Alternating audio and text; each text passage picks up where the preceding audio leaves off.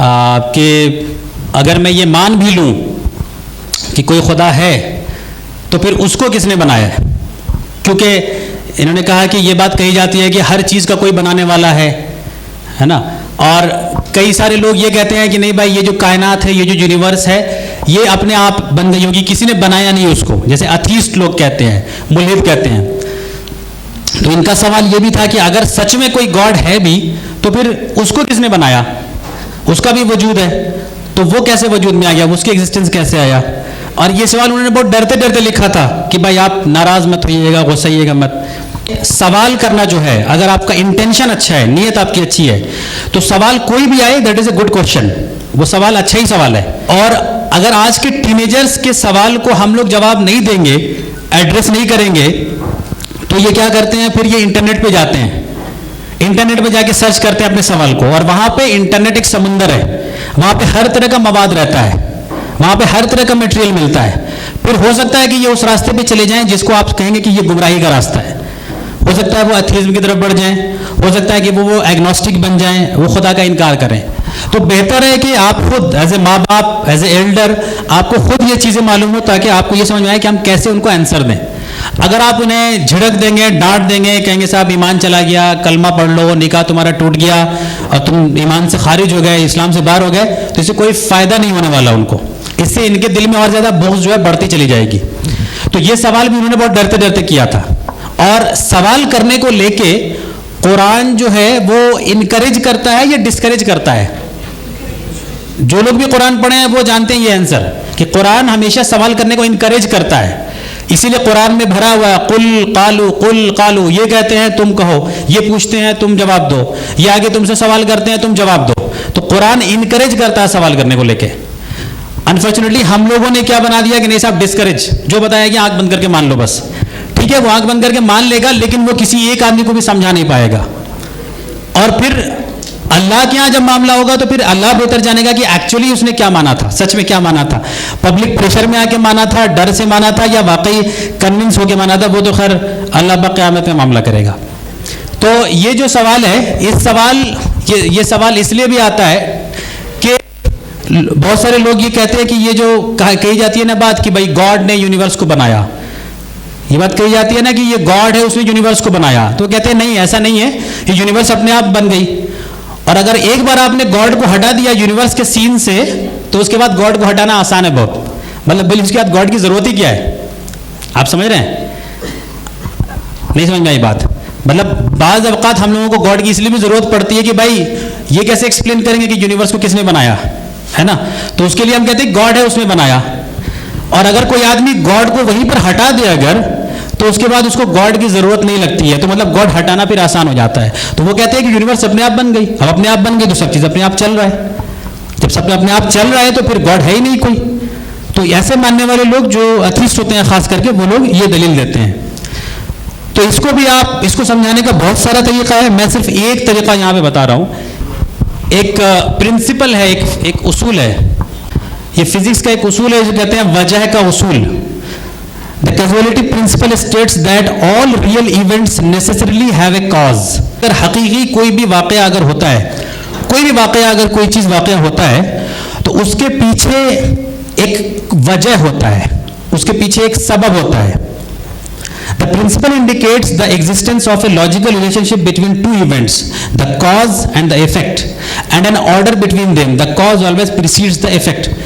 और हमेशा ऐसा होता है कि पहले कॉज होता है, यानी पहले वजह होती है, और बाद में इवेंट होता है, यानी उसके जरिए जो भी काम हुआ है वो होता है। कि तमाम हकीकी वाक़यात का लाजमी तौर पे एक सबब होता है, सबब हमेशा असर से पहले होता है। तो ये एक फिजिक्स का प्रिंसिपल है, उसूल है, कि जब भी कोई इवेंट होगा तो उसके पीछे एक कॉज होगा। तो अब जमीन, ये यूनिवर्स जो बनी, ये यूनिवर्स का जो क्रिएशन हुआ, ये क्या है? एक इवेंट है। फिजिक्स का एक उसूल ये कहता है कि जो कोई भी इवेंट होता है उसका एक सबब होता है।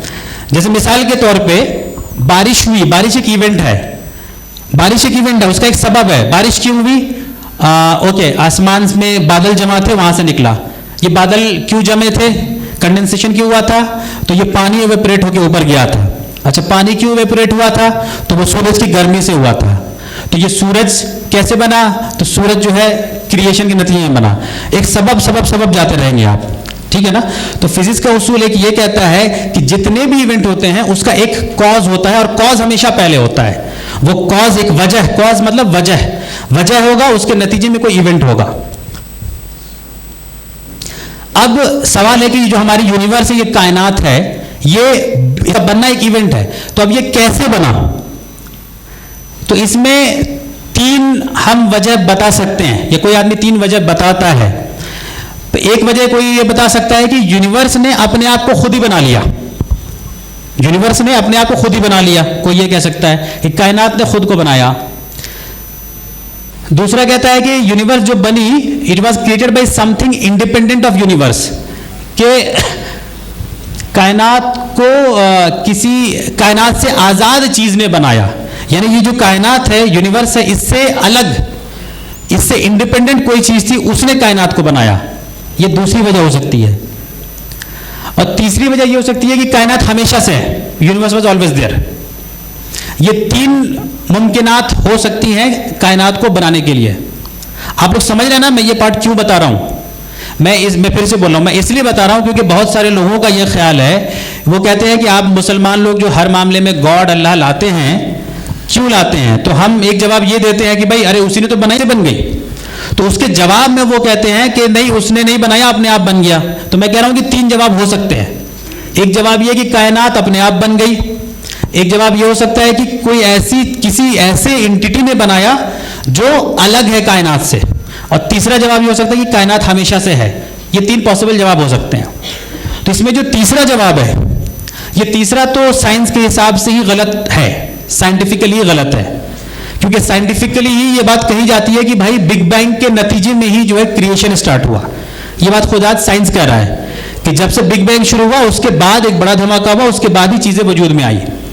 तो वो तीसरा आंसर जो है ये रूल आउट हो जाता है। पहला आंसर जो है कि यूनिवर्स क्रिएटेड इटसेल्फ, इस सेंटेंस में ही एक लॉजिकल फॉलेसी है, इसमें ये खुद ही अपने आप में एक गड़बड़ सेंटेंस है। मतलब ये हुआ कि ये पहला जो लाइन है ना वो असल में कॉन्ट्राडिक्टरी है। इसका ये ऐसे ही है जैसे मैं ये बोलूं कि मैंने अपने आप को पैदा किया। तो भाई अगर मैं पैदा करने वाला हूं इसका मतलब मेरा वजूद था, तो जब मेरा वजूद था तो मैंने पैदा किसको किया? और अगर मैंने पैदा कर दिया जिसके नतीजे में मैं आया, तो फिर मैं कौन हूं जो पहले बोल रहा हूं? तो अगर ये कह रहे हैं कि यूनिवर्स ने खुद को बना लिया, इसका मतलब कि कायनात पहले थी भी नहीं भी थी।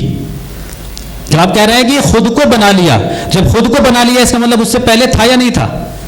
खुद ही बनाया है तो था, समझ रहे? था नहीं था, यानी ये कॉन्ट्राडिक्टरी स्टेटमेंट है।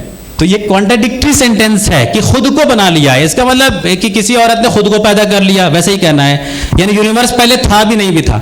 तो पहला रूल आउट इनकरेक्ट है, तीसरा साइंटिफिकली इनकरेक्ट है। दूसरा बचता है कि it was created by something independent of universe, कि किसी ऐसे ने बनाया जो यूनिवर्स पे डिपेंडेंट नहीं था।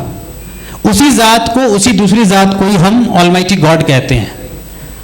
और वो जो कॉज है, यानी वो जो दूसरा आंसर है, बात होनी चाहिए, ये समझ लीजिए फिर आप कि जो वो फाइनल कॉज है जिसको हम ऑलमाइटी गॉड कहते हैं, वो अनकॉज्ड होना चाहिए। वो जो फाइनल कॉज है, यानी वो जो ऑलमाइटी गॉड है, वो जो खुदा है, वो बेसबब होना चाहिए, उसका कोई सबब नहीं हो सकता, वो अनकॉज्ड है। मैं इसको मिसाल एग्जांपल देके भी समझाऊंगा क्यों ऐसा है। हर चीज का कॉज होता है। जलजला आया, इसकी एक वजह है, क्या हुआ? तो जमीन के नीचे जो है प्लेट्स में कुछ टक्कर हुआ। प्लेट्स में क्यों टक्कर हुआ? तो कुछ और रीजन बताते हैं साइंस। ये बताते बताते वो अल्टीमेटली रुक जाते हैं कहीं पे, ये बताते बताते कहीं पे वो रुक जाएंगे। तो ये कॉज का कॉज का कॉज का कॉज, तो ये फाइनल जहां पे रुकता है वो चीज अनकॉज्ड होती है, और उसी को हम ऑलमाइटी गॉड कहते हैं।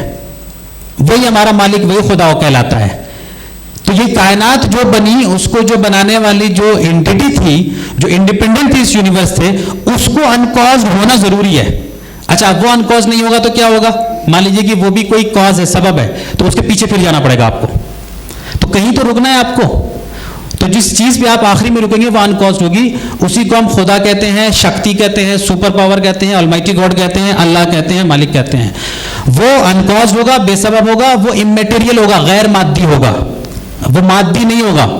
क्योंकि मादी हमारी यूनिवर्स है, वो खुदा गैर मादी होगा और वो टाइमलेस, टाइम से परे होगा। क्यों? क्योंकि टाइम खुद एक बनी हुई चीज है, बिग बैंग के नतीजे में वहां से टाइम शुरू हुआ, T=0 वहां से शुरू होता है, उससे पहले टाइम नाम की कोई चीज नहीं थी, लेकिन खुदा तब भी था। तो खुदा फिर टाइम में भी कैद नहीं है और वो खुदा स्पेस में भी कैद नहीं है, क्योंकि वो स्पेस भी तभी बाद में बना। तो उसी को हम ऑलमाइटी गॉड कहते हैं और ये यूनिवर्स को बनाने वाला वो मालिक है। क्योंकि मटेरियल या जो मादी चीजें हैं वो खुद ही बाद में बनी है। मटेरियल होने का मतलब फिर वो एक डिपेंडेंसी है। अगर वो मटेरियल है तो वो एक डिपेंडेंसी है फिर किसी चीज पे, वो उससे परे होना चाहिए। जिस तरह वो टाइम से बियॉन्ड है उसी तरह स्पेस से भी बियॉन्ड है, उसके लिए एप्लीकेबल ही नहीं एक्चुअली वो चीज़ है। वो मैं और एग्जांपल देके भी आगे समझाऊंगा। अभी देखिए मैंने कहा ना आपको कि वो जो खुदा है वो अनसाल मैं आपको देता हूं। एक तो प्रिंसिपल याद कीजिए, कैजुअलिटी प्रिंसिपल क्या कहलाता है कि जो भी वजह पीछे होती है, ठीक है, और हमने बताया कि इस यूनिवर्स को बनाने वाला जो भी होगा वो अनकॉज्ड होगा, यानी उसके बनने का कोई सबब नहीं होगा। अब मिसाल के तौर पे एग्जांपल देता हूं, मान लीजिए कि एक आर्मी वालों की लाइन लगी हुई है और जो आर्मी में सबसे आगे खड़ा हुआ आदमी है उसको सामने एक बदमाश गुंडा जो भी मिला और ये सामने वाला जो है ना उसको शूट करना चाहता है, वो शूट करना चाहता है, लेकिन शूट करने के लिए प्रोटोकॉल ये है कि तुमको अपने से पीछे तुमसे सीनियर जो है आर्मी में उनसे तुमको परमिशन लेना पड़ेगा। वो जब परमिशन देंगे तभी तुम शूट कर सकते हो। तो अब ये पहला आदमी जो है वो अपने सेकंड वाले आदमी से परमिशन लेगा कि आप परमिशन देते हैं मैं शूट करूं। अब कानून के हिसाब से सेकंड वाला जो है फिर थर्ड वाले से पूछेगा कि परमिशन है आगे शूट करने के लिए, थर्ड वाला फोर्थ से पूछेगा। अब आप ये बताइए अगर ये सीक्वेंस, ये लाइन कभी एंड ही ना हो, सपोज कि ये कभी एंड ही ना हो, ये चलता रहे इनफाइनाइट लामहदूद, तो क्या कभी भी वो सामने वाले को शूट कर पाएगा? नहीं कर पाएगा। वो इवेंट नहीं हो पाएगा जो इवेंट होना है। अगर ये कॉज की डिपेंडेंसी इनफाइनाइट चलती चली जाएगी तो बात समझ में आ रही है? ये कॉज अगर एंड नहीं होगा तो वो इवेंट वजूद में नहीं आएगा। जहां पे ये एंड होगा, और अगर मान लीजिए, अच्छा इसको रिवर्स लीजिए, मान लीजिए कि आपको मालूम चला कि शूट कर दिया, मिसाल के तौर पे आप तक ये खबर पहुंची कि शूट कर दिया उसने, तो आप इससे क्या नतीजा निकालेंगे कि लाइन कहीं पे एंड हुई, जाके कहीं पे एक फाइनल अथॉरिटी थी, उसके ऊपर कोई अथॉरिटी नहीं थी। समझ रहे बात? एक फाइनल अथॉरिटी थी जिसके ऊपर कोई अथॉरिटी नहीं थी। तो उसी तरह ये जो फाइनल अथॉरिटी है इस कायनात के मामले में, उसी को हम ऑलमाइटी गॉड कहते हैं। वो अनकॉज्ड है, उसका कोई सबब नहीं। इसलिए ये जो आपका सवाल है हु क्रिएटेड गॉड, ये सवाल गॉड के लिए असल में एप्लीकेबल नहीं है, क्योंकि वो अनक्रिएटेड है, क्योंकि वो अनक्रिएटेड है। इसलिए हु क्रिएटेड गॉड इस सवाल का कोई मतलब नहीं है, और मैं इसको और भी आगे एक्सप्लेन करूंगा। तो जिन लोगों को, अच्छा मुसलमानों को भी ये सवाल आते हैं, बोलते नहीं है डर से सब छुपा के रखते हैं अंदर में। ये ख्याल आता है कि ठीक है सब तो बनाया, किसी को बनाया, ये अल्लाह कैसे हमेशा से है, ऐसा कैसे, मतलब कभी तो बना होगा, अल्लाह कैसे आया, मतलब कुछ तो होगा। फिर खुद ही बोल दूंगे सॉरी ये मैं क्या अनट सनट चीज सोच रहा हूँ, गलत ख्याल आ रहा है, मैं तौबा करता हूँ, मैं नहीं पूछूंगा। ये सवाल आता है कि नहीं आता है? आता है ना, ये सबको आता है, लेकिन क्या कहते हैं, दबा लेते हैं इस सवाल को। क्यों? क्योंकि ये भी लगता है कि यार इस सवाल का तो कोई जवाब हो नहीं सकता है। ये भी लगता होगा ना कि यार इस सवाल का तो कोई जवाब हो नहीं सकता, तो इसलिए पूछेंगे ही नहीं। लेकिन ये सवाल दिल में रहता है, तो सवाल का जवाब होता है। आप उसको एक्सप्लोर कीजिए, उसको पता कीजिए, और इसके बहुत सारे जवाब हैं। मैंने सिर्फ एक लाइन पे इसका आंसर दिया है, और ये लॉजिकल जवाब है। ये लॉजिकल जवाब है कि जिस तरह आर्मी का एग्जांपल लेके कि अगर ये डिपेंडेंसी कहीं एंड नहीं होगी तो वो आदमी को शूट नहीं किया जा सकता, उसी तरह इस यूनिवर्स में कोई रियल इवेंट नहीं हो सकता अगर ये इवेंट का कॉज कहीं जाके अनकॉज्ड पे नहीं ठहरे, तो कोई इवेंट नहीं हो सकता। तो ये है जवाब आपका कि हु क्रिएटेड गॉड को लेके।